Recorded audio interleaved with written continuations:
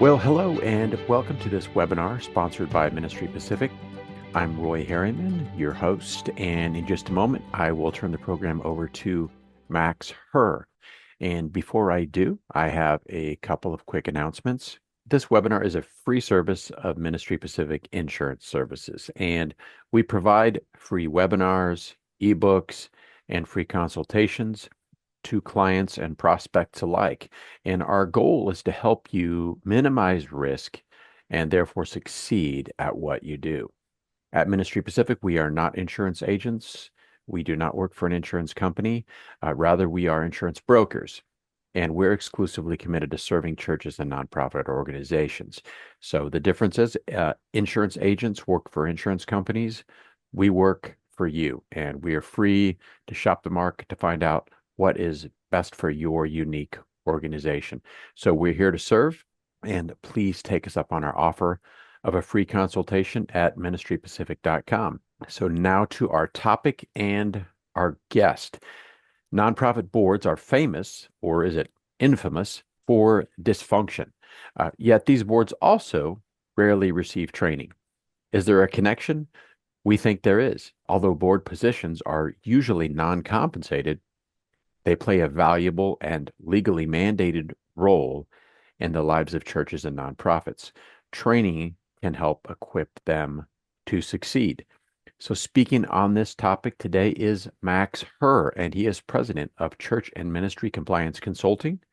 He has more than 25 years of experience in insurance, financial services, compliance, and governance. He's also served more than 10 years as a church treasurer. Max served as a church compliance specialist for the California Southern Baptist Convention for 6 years. Welcome, Max, and thank you for joining us. And I am ready to hand the program over to you. Good morning. The topic today is whether or not training your governing board is a critical need. Toward the end of the presentation, I'm going to talk a little bit about something I call a compliance fire drill, a workshop that I offer to churches.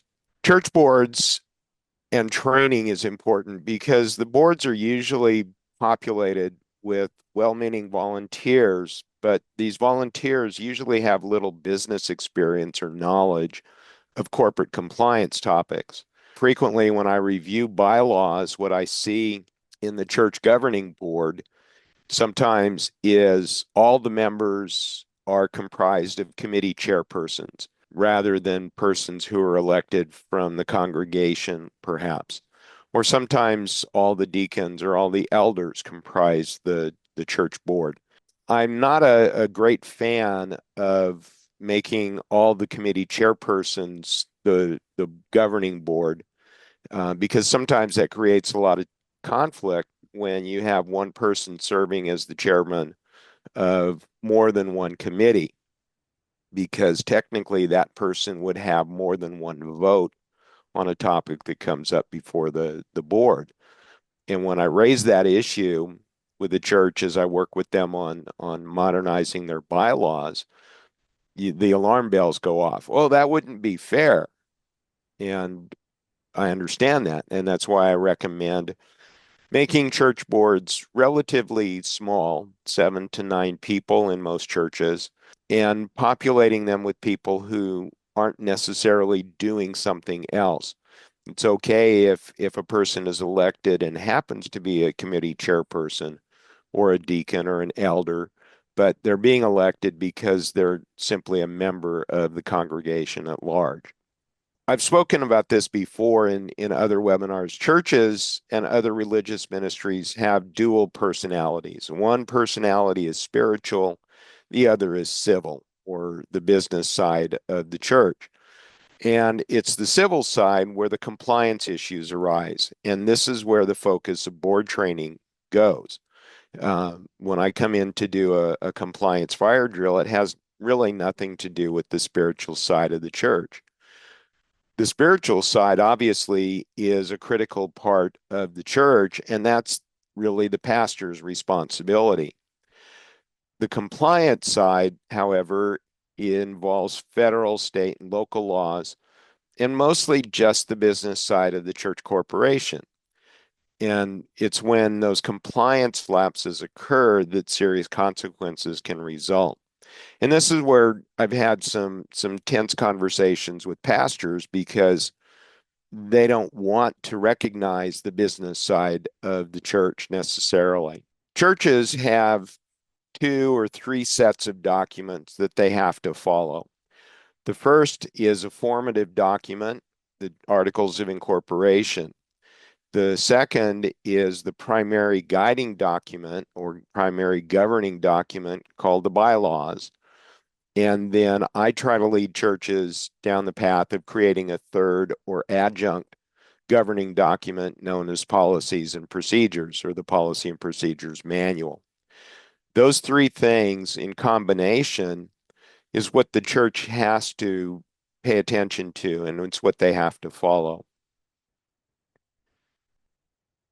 The governing documents, primarily the bylaws, but also the policy and procedure manual, those documents inform your staff, your members, and everybody else how and by whom the church intends to be governed. When the bylaws have a great deal of inflexibility built into them, and that could be completely inadvertent because nobody is paying attention to how the bylaws are being constructed. It can lead to operating chaos. And if there are ambiguities or vagueness, those also can impair the operation of the church. And we saw this in a big way 4 years ago in the midst of all the COVID chaos when some churches wanted to have business meetings, but the churches were prohibited from gathering in person. And their bylaws said, well, we recognize Robert's Rules of Order as our parliamentary procedure.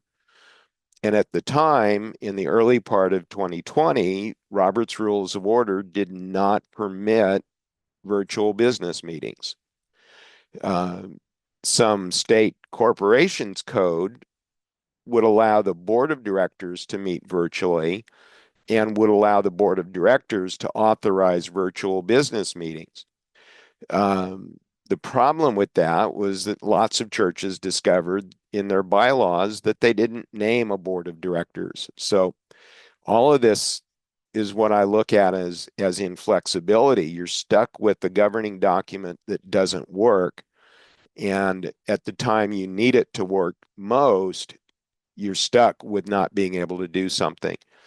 And so this is one of those compliance topics that you don't want to overlook, because if you violate your bylaws or violate your articles of incorporation, you open your church up to a lawsuit by whom? Its own members. The bylaws themselves, they need to describe the composition of the board. They need to define the powers and authorities that are given to the board.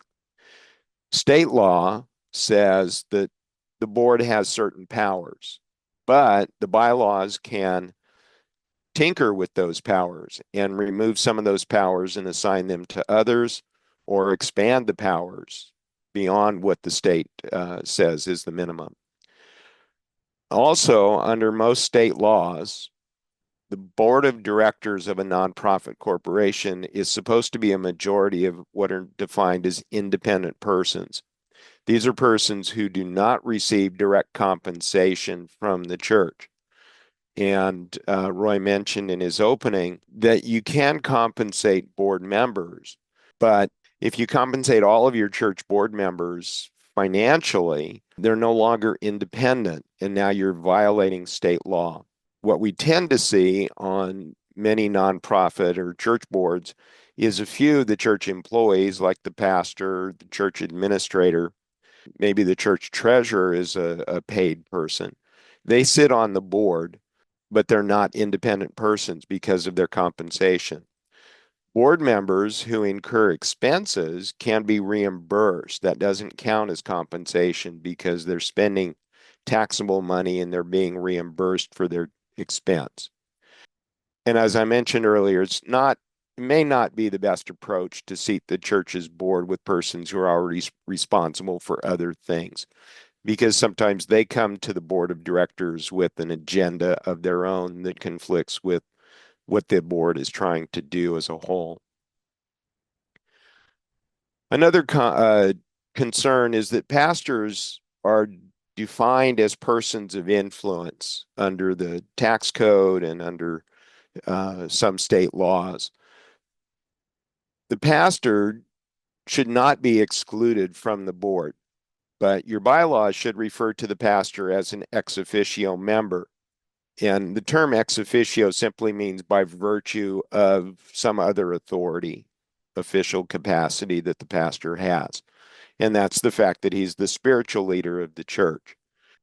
What you don't want to do is allow the pastor to exert what's considered undue influence over the board, or the pastor seeks to control the board, because then the board could be guilty of doing things that are primarily in the best interest of the pastor, not so much the best interest of the church. As an ex officio member, it doesn't mean the pastor does not have the right to vote on matters that come before the board. But whether the pastor has a vote or not is something that should be defined in bylaws. The pastor serves ex officio and may vote on matters before the board. The pastor serves as ex officio, but may not vote on matters of his own compensation. Those kinds of things can be listed or described in bylaws. And whether they have a vote or not, pastors must be excluded from all board discussions that concern their own compensation or benefits. Anything that directs them or directly affects them or a family member, they should not be part of the discussion, and they absolutely can't be part of the vote. It's a conflict of interest. The board and the pastor definitely need to be on the same page. What does that mean? It means the pastor's vision for the church should be fully supported by the board, as long as the pastor's vision for the church is not something so ridiculous that a sane person would not agree to it. The congregation ideally will buy into the pastor's vision. That's how the church moves forward in what it does. When I help churches with their bylaws, I try to insert a phrase that the board should give deference to the pastor, or great deference to the pastor. And what does that mean? It means the pastor is leading the church spiritually.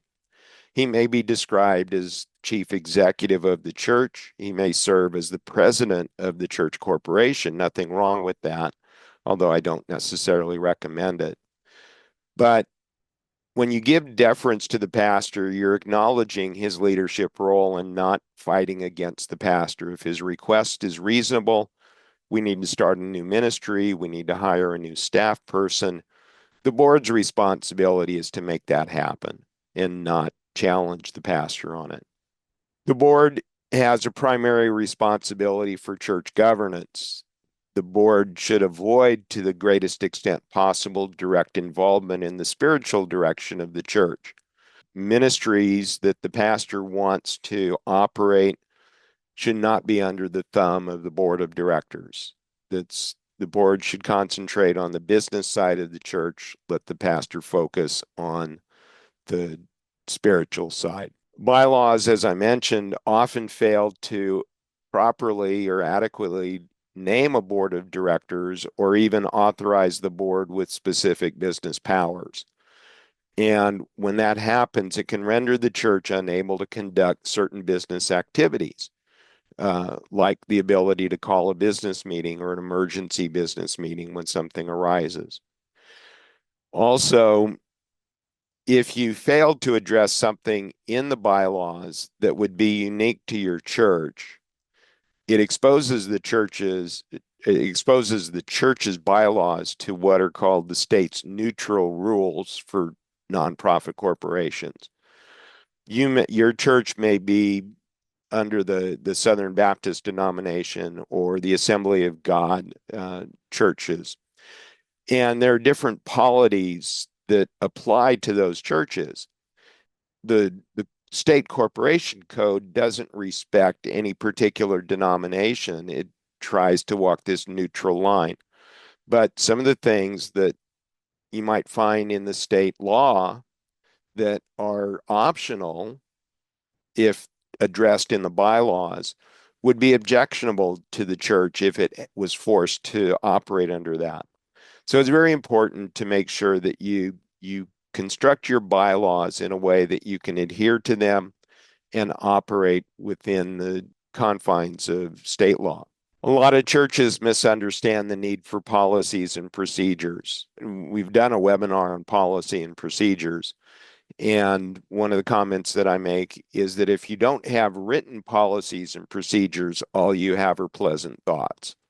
Because no two people are going to express the policy in exactly the same way or the procedure in the same repeatable process. If you don't have written policies, number one, it will leave the church in an indefensible position if it's sued for negligence or malfeasance in the way it conducts its business. It will definitely not make your insurance company happy, because if you're in an indefensible position, there's nothing they can do but write a check to pay a claim. They can work to minimize that expense, but they're not going to be able to avoid it.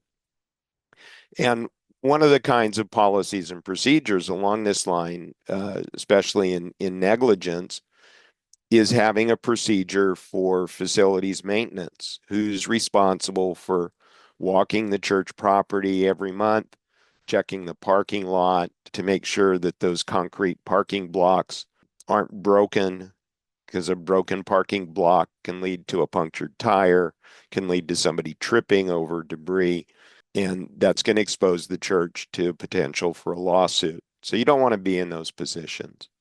Certain policies and procedures may be dictated or mandated, better word, by state or federal law, mostly in the realm of business operations or employee and other personnel matters. Failure to comply with state or federal law can result in fines or other sanctions. And again, on the insurance side, your liability insurance policy doesn't pay those fines or the administrative penalties. And sometimes they can be severe, they can be many thousands of dollars. That's not what you're paying your insurance company to provide. Also, your bylaws and policy and procedure documents, they're not static documents. You don't just write them and forget about them. Like your buildings, they require a certain amount of preventive maintenance for good governance.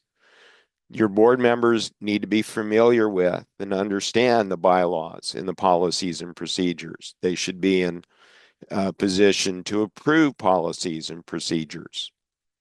Not necessarily responsible for writing them, but at least responsible for approving them. And those documents should be reviewed at least every 2 years, if not more often. Your church's governing board has ultimate responsibility for financial oversight. This is what it means to be a fiduciary. And that responsibility cannot be delegated away from the board. You can create a financial oversight committee, and that can be populated with folks that are not board members, but you can't leave that committee responsible for decisions that the board is responsible for legally. As a board member, the issue of conflict of interest means that board members have to place the best interest of the church ahead of any personal interest. You might have a board member. When I served as treasurer of my church a number of years ago, I also operated a spare time catering business, and I catered most of the church's events. But I never said to the board, you have to hire me as your caterer or I won't serve as your treasurer. There was no quid pro quo like that. If the church wanted to hire somebody else to cater a dinner, it didn't bother me one bit. Board members have to understand their role in church governance and not go beyond what their role permits, but live up to the full responsibilities as is provided in the bylaws. Failure to exercise proper oversight is one of the issues that can lead to an allegation of misconduct by the board. And it definitely will result in a loss of confidence by your church members. One of the areas of great concern is inattention to the financial affairs of the church. When the church doesn't get regular financial reports that are clear and concise and understandable, the church doesn't have confidence in what is being done with the money they're contributing. And you'll see that in a reduction of giving. Your folks just won't be as generous as they once were if they don't think the money's being spent correctly. If the board makes decisions that appear to favor certain persons or decisions that ignore everybody else, it affects the confidence that the church members have in the leadership of the church. The board should be responsive to the needs of the church. It can't be subject to or exercise either way undue influence over what goes on. My first point here, board members should be influential, but they must not be tyrants. What does that mean? If the congregation is responsible for electing the board members and they're electing them from the congregation at large, they're going to elect people that are respected. It shouldn't be a popularity contest. It should be a matter of electing the people who are most concerned about the future of the church. The board should be comprised of visionary persons, people who can see the long-term needs of the church and respond to those things. Financial oversight is definitely not an option. This is the primary fiduciary role of the board of directors. And it means to oversee and protect the financial integrity, the physical and financial assets of the church. The church treasurer is responsible for providing accurate and complete financial reports. Those reports should be reviewed by the board, not merely rubber stamped. If somebody on the board has a question, they need to feel empowered to ask questions. The church treasurer needs to be responsive and not stonewall and say, well, I'm not going to give you an answer about that. What is true is that financial misconduct usually occurs when oversight is either lacking or absent. When the board doesn't look at what the treasurer is doing, the treasurer has the opportunity to hide church money, to embezzle church money, to do strange things with church money that the church would not approve of. When it comes to the transactions that the board is approving, it needs to understand what a prohibited transaction is and what the consequences of approving prohibited transactions can be. The first one that you have to be concerned with is called inurement or private inurement. From the IRS perspective, it can result in what are known as intermediate sanctions. And now those are penalties just short of stripping the nonprofit status of the church. Usually, intermediate sanctions are monetary penalties. And board members can also be penalized for their personal role in approving a prohibited transaction. You may be familiar with a documentary titled All the Queen's Horses. And this is a genuine example of a failure of financial oversight. And even though this was the largest municipal theft at its time, the town of Dixon, Illinois, had more than $53 million embezzled by its city treasurer. And it happened specifically because of the lack of oversight by the town leaders, the CPAs that were tasked with auditing financial reports, and the city's bank that allowed the treasurer to set up multiple accounts that she was diverting money into and using for her own personal needs. I recommend that you take a look at that movie. It runs about an hour and 20 minutes or so, because what happened to the city of Dixon, Illinois, can absolutely happen to an individual church.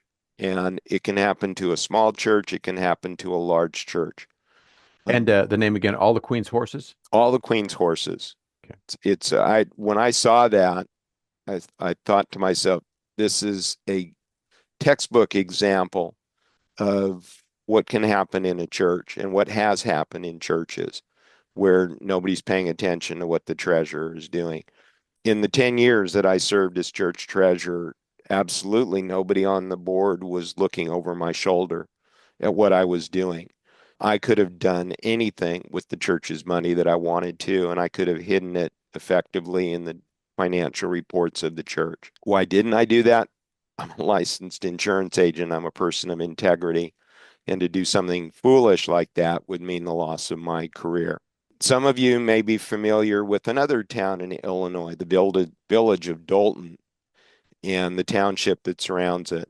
The person in charge the last couple of years has been described herself as super mayor. Her name is Tiffany Henyard. This is another lesson for churches. If you haven't been paying attention to this, just go to YouTube and search for Tiffany Henyard. This little Chicago suburb had a $5.6 million surplus in its accounts when she came in as mayor. Today it has a negative balance of more than $3.6 million. What does that mean? There was $8 million in spending that nobody has a great handle on. Bills have gone unpaid. Police cars and fire engines were threatened to be repossessed because the payments hadn't been made. And what is this? It's an example of untrained and unempowered trustees. The trustees and their legal counsel were inadequately prepared to prevent the financial malfeasance by the mayor. And when you see what happens now in town meetings, the business meetings of the village, it's governance running amok. In the trustees sometimes have their meetings in a different location than City Hall because they expect more people to show up than the room can hold. The mayor shows up at City Hall to conduct a meeting and can't because there's no trustees to form the quorum. It's just a crazy, crazy situation. They hired Lori Lightfoot, the former mayor of Chicago, to come in and do an audit, and she's the one who uncovered things like $40,000 in spending on Amazon by the mayor in one day. I don't know what you can buy on Amazon in two purchases that totals $40,000.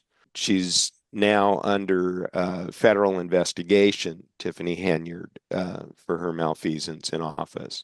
When it comes to embezzlement of church funds, church treasurers and pastors are the most frequent perpetrators of those crimes. The most trustworthy persons require and should welcome oversight by the board. Financial and money handling policies and procedures have to be developed, they have to be adhered to. And it's one thing to write policies, it's one thing to say I'm adhering to it, but somebody's got to monitor the adherence, and that's the board's responsibility. Church boards sometimes are quick to delegate certain responsibilities, but they fail to supervise after they delegate. When the board delegates something, it has to have a set of metrics by which to measure the results. Underperforming ministries, projects, events, things that the board is funding financially or providing assets to physically, they have to be reevaluated in consultation with the pastor or the ministry team to make sure that we're doing wise things with our money, not just allowing the treasurer to write checks when somebody submits a request. Ultimately, the board has responsibility for personnel and their performance. Some church boards or board members may feel intimidated when it comes to performing personnel evaluations. What helps tremendously is having good job descriptions and other written expectations that you use as the metrics by which you measure someone's performance. In the years that I served the California Southern Baptist Convention, the original job description that was written when I was elected to my position was very different than where I took the position in the next 4 or 5 years. And when they asked me to rewrite the position description for what I did, it went from being a page and a half to 4 pages long because I was doing so many different things on behalf of churches. When it comes to personnel, your insurance company could find itself defending you in what's called a wrongful termination lawsuit. And one of the things that makes it very difficult for the church to defend its position in terminating someone other than a minister is failure to perform regular evaluations, not having things documented. It's okay to say, we talked with this person several times and asked them to change. And they said they would change, but they haven't changed. But none of it's documented in writing. How do you defend with unwritten allegations? You can't. In larger churches, there could be an administrator tasked with certain personnel responsibilities. Maybe you task the church administrator with conducting personnel evaluations. That's okay. The board needs to review those evaluations and make recommendations. If the administrator is tasked with responsibilities but not sitting on the board, the administrator should report to the board on a regular basis. It could be monthly, it could be quarterly. It shouldn't be less often than quarterly. That's not good oversight. The board has ultimate responsibility for the staff's compensation, and the staff's benefits. Again, this is financial. That's one of the fiduciary responsibilities. Determining directly personnel needs and hiring staff may or may not be a direct responsibility of the board. The bylaws will discuss what role the board has in either electing staff members or appointing staff members or hiring personnel. Some boards create a personnel committee. It can be comprised of board members or non-board members. But that committee has to be responsive to and report to the board on a regular basis. And again, some boards that delegate personnel issues to the church administrator or an HR person doesn't absolve the board of the ultimate responsibility for what that person is doing. The board still has the responsibility. Also, sometimes churches hire third parties to represent the church. It's a person known as an agent. Roy talked about Ministry Pacific acting as a broker in an insurance transaction. That means they represent the insured to insurance companies. Agents, on the other hand, represent insurance companies to potential insureds. And when the church hires somebody to represent it in fundraising, for example, that agent is operating with a certain amount of authority given by the church. If that person oversteps their authority, the church can be held responsible for their actions. And so, again, you have to have very clear written policies and procedures that govern what the agent can or can't do. I mean, I testify as an expert witness in insurance cases against agents who have gone beyond their authority to make promises to insureds that they don't have the authority to make. The annual budget is most likely where compensation and benefits will be stated. The compensation by law has to be reasonable. The board is responsible for determining and recommending reasonable compensation and benefits for its staff. How do you determine reasonable compensation? The board needs to take into account a number of factors. It could include salary surveys, calling other churches similar size in the area or in similar communities, asking what they pay their staff. Those are not the only ways to determine what's reasonable, but overall, as a part of the budget, when personnel expenses begin to exceed 50% in most churches, the churches personnel expenses may be bordering on unreasonable. It's going to be more difficult in a smaller church not to exceed 50%. But in a very large church, let's say with 8 to 10 or more employees, if personnel expenses are exceeding 50% of the budget, something is wrong because staff is being paid too much or their benefits are just too rich. Because every percentage over 50% means you're taking away money from the ministry of the church. And ministry should be the most important thing that the church is doing.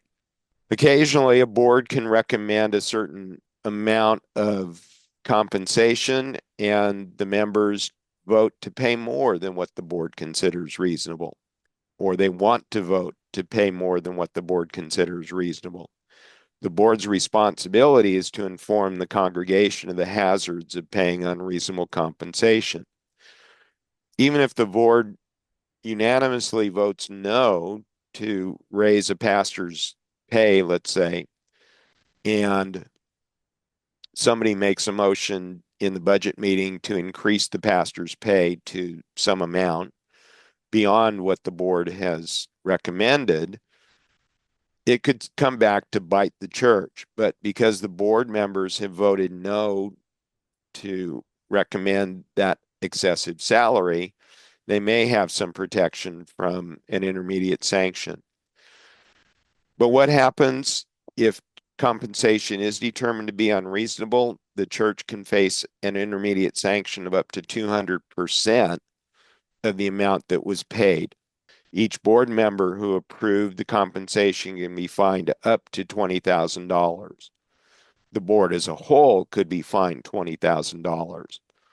So anybody on the board who's got $20,000 that voted to approve unreasonable compensation or an unreasonable transaction, they could be responsible entirely for that $20,000 penalty. Now, having said this, does the IRS actively go out there looking for unreasonable compensation or private inurement? The answer is no. The IRS is a reactionary agency. They respond to complaints or other observations. Now, the other observations could be the tax return of a pastor or somebody connected to the church, and they suddenly see a big spike in income. That could put a church onto the radar of the IRS, but most churches will never be on the IRS's radar. It doesn't mean that the church can just do whatever it pleases. It only takes one complaint to draw the attention of the IRS.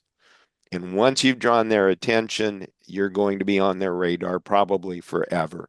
Shifting gears a little bit, policies and procedures provide the basis for uniformity of action, repeatability, and how you respond to certain challenges. It's better to anticipate what could come up in the future and create the solutions in advance. But I get calls frequently, do you have a sample policy and procedures manual? I have a copy of the policy and procedures manual for my former church, but it's not an ideal example. And no two churches are alike, so you can't simply copy what another church is doing. What one church is doing might seem okay, but it doesn't fit what your church does or needs to do. So policies and procedures can be a little bit challenging to create. Some policies and procedures are required by law. Things like child abuse and neglect, sexual harassment of employees or by employees, workplace violations or violence. Something new in California this year. All churches are required to have a workplace violence protection plan in place. Paid sick leave is occurring in more and more states, and it applies to churches just as it does to for-profit businesses. Reporting workplace injuries, that's a workman's compensation issue, and certain injuries have to be reported. Certain illnesses have to be reported. Personnel policies directly can vary depending from one organization to another simply based on the number of employees that you have.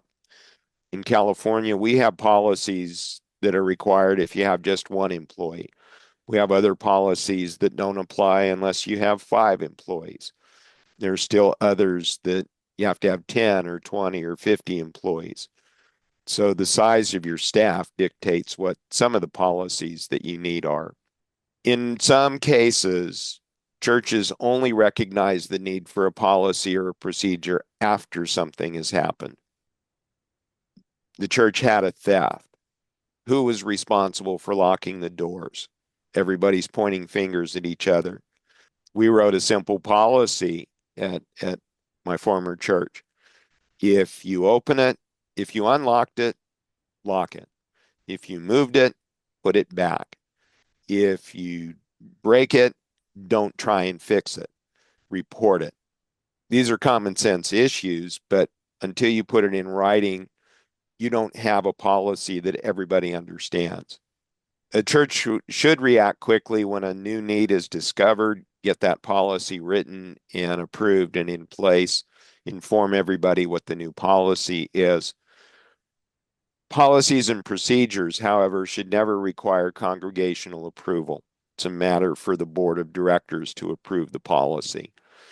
And as I've said in my policy and procedures webinar, if a church member doesn't like a new policy, they're free to vote with their feet. They can go to another church where the policies are less stringent. When a policy becomes outdated, it needs to be rescinded, revised, or replaced. You can't just keep using outdated policies. And how do you uncover these? Regular review of the policies and procedures will uncover those that I consider stale. When your church has more than one employee, it may need a formal employee handbook. In many states, there are mandatory policies for employers with as few as 1 to 5 full or part-time employees. There are federal policies that apply. There are state policies that apply. Here in California, we have lots of local governments that have adopted specific policies for employees within their jurisdiction. You have to adhere to those things. There are lots of reliable professional sources for employee handbooks. One that I've used for a number of years comes from a company called BLR. It's an annual subscription.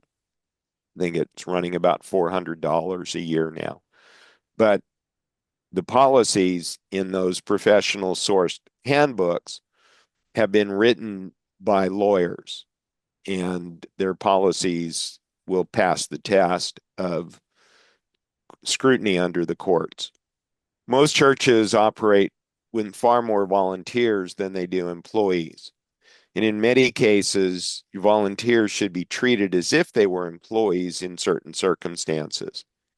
So your employee handbook can be adapted to indicate which provisions do apply to volunteers and which do not. Things like sexual harassment, those policies definitely apply to employees.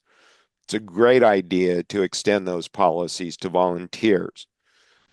Not that they're required to by law, but it gives you the ability to deal with a person who would be violating the law if they were an employee and put an end to their misconduct. Aside from personnel policies, what other policies do churches need? Well, their financial policies, including use of credit and debit cards, benevolence policies, reimbursement plan policies. You could have a policy that puts a limit on spending with certain restrictions. You need money handling policies and procedures. Who is counting the Sunday offering? How is it being handled if it's not being deposited on Sunday? Is it being put in a safe? Is it being put in a locked desk drawer? Is somebody, God forbid, taking it home? You don't want to lose control over that money. And having a donation policy is also important because your donors need to understand that when they give their money to the church, they're giving up their control over those funds. If somebody wants to give money to the church and maintain control over how that money is used, the church's policy should be we don't accept those kinds of donations. simply because those donations tend not to be tax deductible, and the church could inadvertently give that person a donation receipt. Facility use policies are also necessary. You want to be able to control the access to the public, either religious purposes or non-religious purposes. Your worship center may be nondescript in the sense that it could be used as a venue for a city forum event, a town hall event, because it's a large place compared to anywhere else in the city, or a recital by a school. And yet you don't want to open up your worship center to weddings, let's say, to non-members, or weddings to same-sex couples. So there are ways to do that through your facility use policies. You want to have reasonable accommodations for members' use of the church premises and property. If somebody wants to use the church fellowship hall for a birthday party or a wedding shower, you can permit those things, but you need policies to identify what can be done and can't be done. Sometimes churches support external missionaries or ministries beyond the walls of the church. They fund them financially, but they don't exercise oversight on what's being done with the money that they send. The church has a responsibility not to permit the use of its assets for non-exempt purposes or other than exempt purposes. The money that the church sends away to a foreign missionary can only be used for the same kinds of things that the church uses its funds for domestically. So that person can't use the church's money to pay their rent or pay for their own food. You have to know how they're using the money that you send. The best practice, I believe, is creating an accountable reimbursement plan for that missionary or ministry. They send in a receipt for an expenditure. The church evaluates whether it's an exempt purpose. If it is, they can reimburse the expense. If they recognize that this may not be reimbursable, they don't reimburse it and they don't expend the funds. So how does a board get trained? You don't want corporate governance to be something that no one's paying attention to. That inattention becomes apparent when the church discovers that it has been suspended by the Secretary of State, let's say, for failure to comply with something. Here in California, it's called the Statement of Information, and it's due every 2 years. In other states, many other states, it's simply called an annual report or an annual statement, and is due every year. Tells the Secretary of State the address, the physical address, the mailing address of the church, who the president, the secretary, and the treasurer are. If you fail to file those reports on time, you could be suspended. And when a church is suspended or a corporation is suspended, it's as if that person temporarily is dead. It has lost all the rights that a corporation has: the right to sue or be sued, the right to enter into contracts or enforce contracts. You don't want to get into a lawsuit and discover that you don't have the legal right to even be in court because you're a dead person, because your corporation is suspended. The wake-up call could come in the form of a property tax bill that's 10 or 20 times the usual amount because somebody forgot to file a continuation of the property tax exemption. In some states, you have to do that every 3 to 5 years. In other states, here in California, we've got two things going on. Some counties send out a postcard that says, let us know if your property use has changed. Other counties send out a postcard that says, we will revoke your exemption if you don't return this postcard to tell us that your property use has not changed. A church here in California might typically pay a property tax bill of a couple $1,000s. When they get that wake-up tax bill, it's for $15,000 or $20,000 or $30,000. And then somebody goes, whoa, what happened? Your board needs to stay on top of this stuff. And well-trained boards don't encounter these kinds of challenges. I offer a compliance fire drill as a workshop. It's an introduction to board training. I do it as either a 4 or an 8-hour workshop. The intent is to reveal areas of weakness that the board wants or needs additional training. It's designed to teach you the right things you need to remember and do in the moment of critical importance. So if you think back to fire drills, when was the last time you actually participated in a fire drill? Was it elementary school, middle school, high school? Perhaps at your place of employment, you've conducted a fire drill. I doubt that any church has conducted a fire drill during the Sunday school hour, ever. How many of your churches have an evacuation map posted inside each classroom, as it should, to let people know in an emergency what's the best exit route? Do you have if you have an elevator, do you have a sign up that says, don't use the elevator in case of fire, take the stairs? The compliance fire drill helps church leaders identify areas of compliance that may have been neglected over time, business practices that need improvement, a few other topics that the church and its members, instead of struggling to put out fires as they arise. That's the intent behind my compliance fire drill. What it does is give you a 1,000-foot view of corporate governance and compliance matters.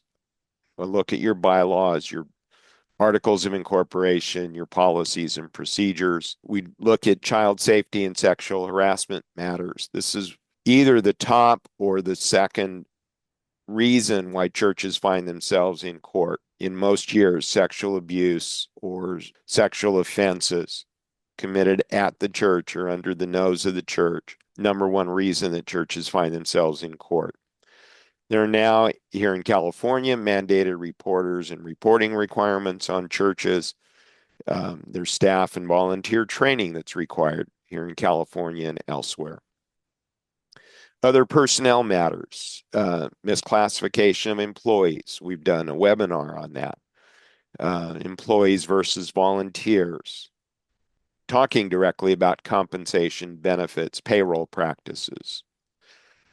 Talking specifically about ministers' compensation and housing allowance, how to do those things correctly, and how to set up accountable reimbursement plans. Many churches are still giving out what are called non-accountable reimbursements. They give the pastor $100 a month for his car instead of paying him a per mileage rate or per mile rate for the mileage that he drives in ministry.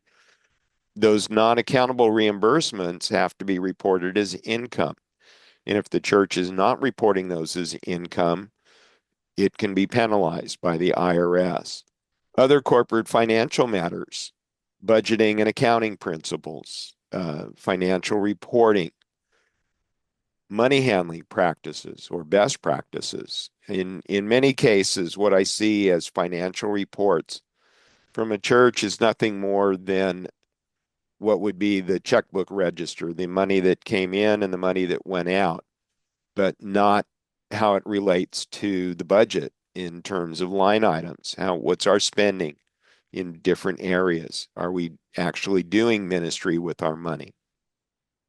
Insurance and physical plant matters. Property and casualty insurance. Do you have the right kind, the right amounts of limits of liability?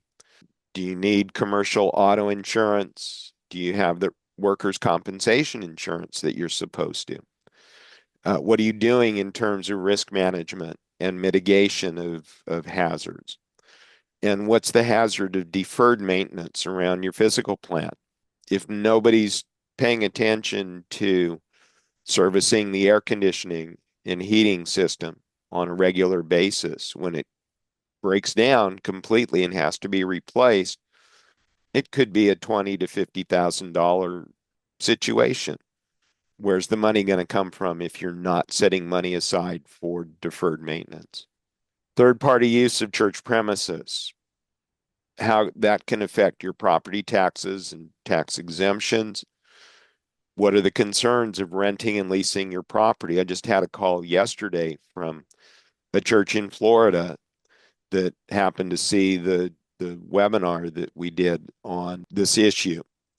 And the call was concerning, we're renting to a for-profit daycare that's operated by another church because their property was damaged in one of the recent hurricanes. Do we have to report that as income? What's that going to do to us? Well, this church that's now renting its property doesn't have a mortgage, so they don't have a concern over what to do with the rental revenue.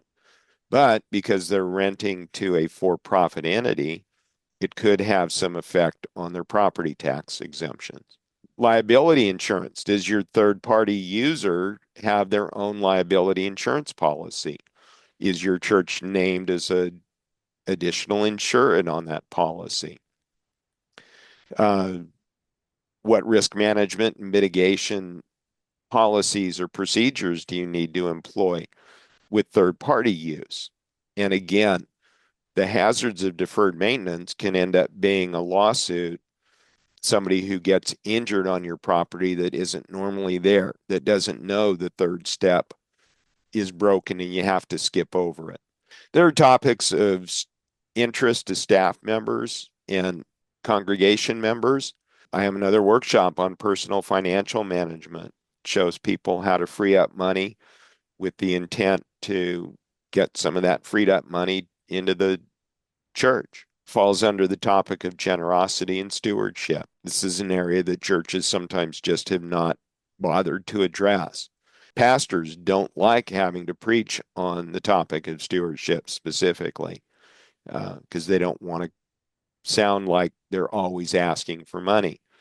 But sometimes the pastor needs to ask for money because the bank account is low. Not giving out good financial reports is all connected to this. The compliance fire drill initially is designed as a 4-hour presentation, but we can do it as a full day. Doing it as a full day just allows me to address topics more fully, answer more questions, get into deeper discussions on specifics. It does include a complete advanced review of your current bylaws with comments and recommendations for modernization or clarity. It includes an advanced review of financial reports, again, for clarity and completeness, and a review of budgeting and accounting practices, and your chart of accounts, your general organization, and all of your policies and procedures that have to do with budget and accounting and money handling. Many of you know, and I've said this more than once in prior workshops, I've adopted a Pauline approach to my ministry. I don't charge churches for what I do. I tell folks, if you find value in the service that I provide and you want to contribute to my organization, I gladly accept whatever you choose to send. The compliance fire drill, like the personal financial management workshop, is one of just a few exceptions. There's time and materials involved, and it's designed as an in-person presentation rather than a Zoom training. And so there are some expenses for time and materials and travel or lodging sometimes. If the board decides, however, that it does need additional targeted training, I do offer that training at no cost. And we can do those by Zoom, we can do them in person, whatever is going to be most effective. Again, those additional trainings, I don't have a rate for those. I don't. So now we're going to throw it open to Q&A. What would you like to review? What would you like to go over in greater detail? Max, basically the first part of your presentation in terms of training board members, since we've recorded this and it's going to be available, would that be a good place to start the board training? Just this overview of what are your responsibilities, what are the Yeah, liabilities? absolutely. I didn't expect every board member from every church to jump on this webinar. We may only have pastors or other church leaders, a single person from a church. And absolutely take this presentation and let everybody see it and respond to it. because it's information that everybody on the board needs to know. The way that churches work and also a lot of nonprofits work is people are often asked, "Hey, will you help out? Will you serve? Would you like to serve on the board?" And they jump on not knowing if the board is deemed negligent, they could be, serving at significant personal and organizational consequence. In other words, they by no one's fault, they've stepped into a serious role and didn't even know it. Right. And typically what I'll tell a board is if your church is incorporated, your church and its board members have a certain amount of legal protection. They can't be attacked personally for what they do unless what they do is grossly negligent. If the church is not maintaining its property in sound condition and somebody trips on a torn piece of carpet, a board member cannot be sued for that particular occurrence. It's going to be a lawsuit against the church as a corporation.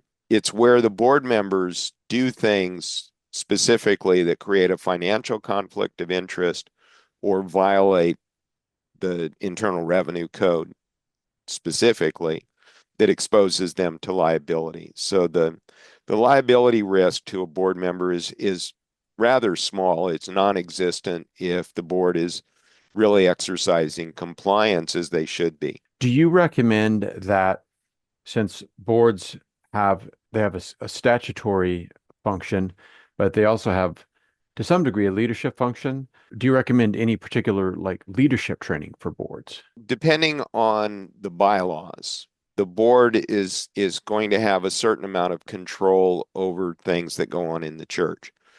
Many churches are what is known as congregationally governed, and the congregation has the final say in what goes on.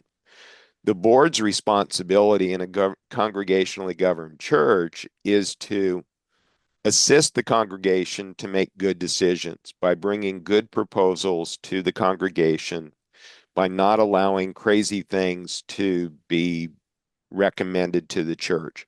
It's one of the reasons why in bylaws I write a provision that says if a bylaws amendment is proposed from the floor in a business meeting, we'll have a discussion about the merits of that amendment.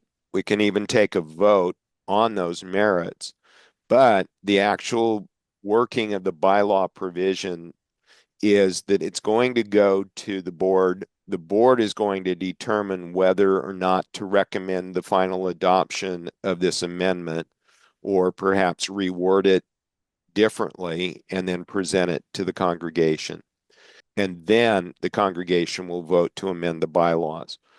Frequently, I see bylaws that just say the bylaws can be amended at any business meeting of the church. And that's not good governance because you could get some crazy person who wants to do something and you've got a small number of people there, but you have a quorum. They don't understand and they vote to approve it and it's a done deal. So I try to build safeguards into the governing document to prevent those kinds of things. Okay. And Andrew was asking the compliance fire drill.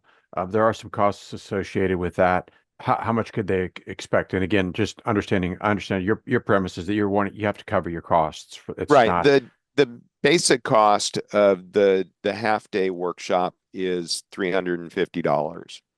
And if we expand it to a full day, I do it for 500.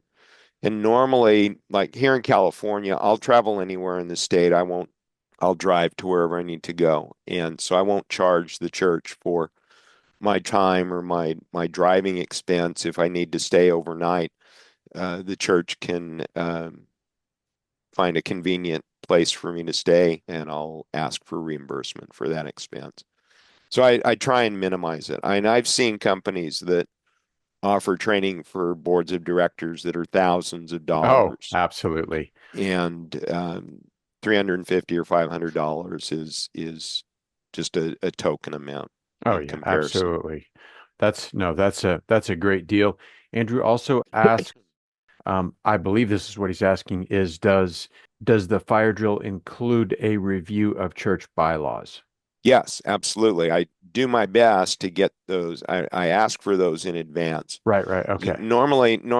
It takes me 4 or 5 hours to review most sets of bylaws and to comment on them so that I have the ability to come back and I can build it into the presentation. Carolyn, I see a question here. If a church has outdated documents, what is the first, second, or third function to do? What orders should these issues happen? If possible, could you clarify what you're specifically asking there? We'll be happy to address that.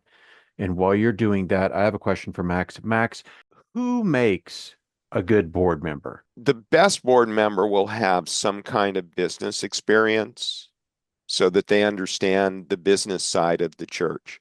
Many pastors don't have business experience and they specifically don't want to recognize that the church has a business side. And they fight me on the fact that the state has some things to say about how the church operates.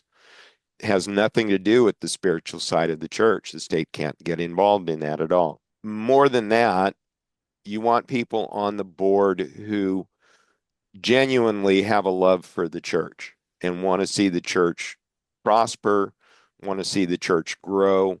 Like I mentioned earlier, they're visionary, they're forward-thinking persons. You not you don't what you don't want on the board are a bunch of people who, when confronted with a new way of doing things, have that we've never done it that way before.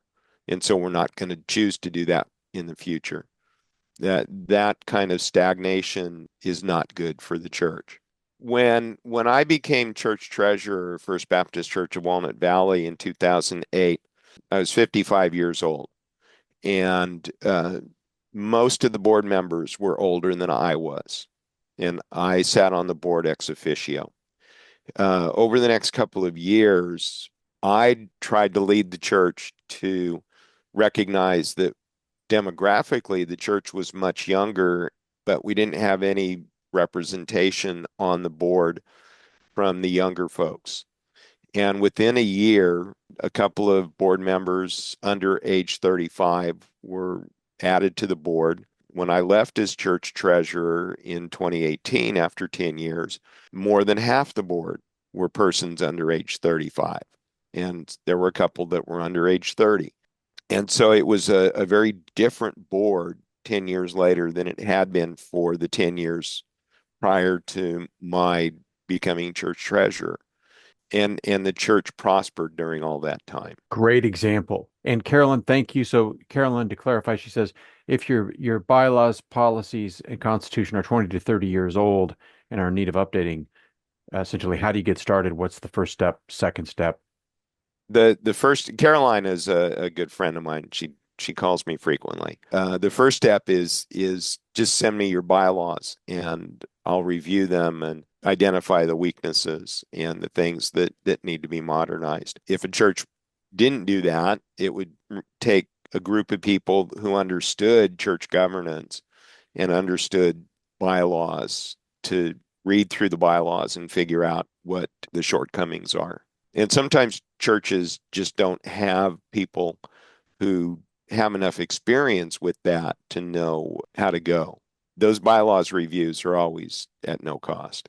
That's an even better. That price is great. Andrew asks, what would you suggest in general for a board in which pastors interfere with the business aspects of the church? Okay, so I have a lot of familiarity with that, and it requires somebody, a person like me from outside the church, to have a sit down with the pastor and try and educate the pastor into understanding what his role really needs to be and the biblical perspective of the pastor's role compared to the business side of the church. And I've had some very spirited discussions with pastors in that regard. And sometimes it's the pastor who takes it upon himself to rewrite the bylaws. And the pastor is writing the bylaws with an eye to himself. Hmm. And he's giving himself all kinds of authorities that he really shouldn't have. Number one, pastors and church money need to be completely separated from one another. That's one of the biggest mistakes that that I've seen. Dealt with a church here in Southern California that all the board members resigned. And so the pastor, the first thing he did was give himself a pay raise. Just threw my hands up in the air and said, you don't have the authority to do that. And number two, it's a conflict of interest for you to even be involved in that. And what other fraudulent things are you going to engage in? You need to get a new board of directors. And that's when he presented me with his bylaws. It said, well, I don't need a board of directors because these are the new bylaws that I've adopted. And it's like, this guy's completely out of control. Very helpful. So yeah, bringing in someone who can be deemed objective as not being tied to any particular interest. So, well, thank you. I want to thank everyone for joining us. And in addition to Max offering to be of service, we at Ministry Pacific want to invite you to consult with us for free, to a free overview of your policies. We know it's getting expensive if you're coming up on renewal, or even if you've experienced a cancellation, as some carriers are canceling people. MinistryPacific.com. We are here to help.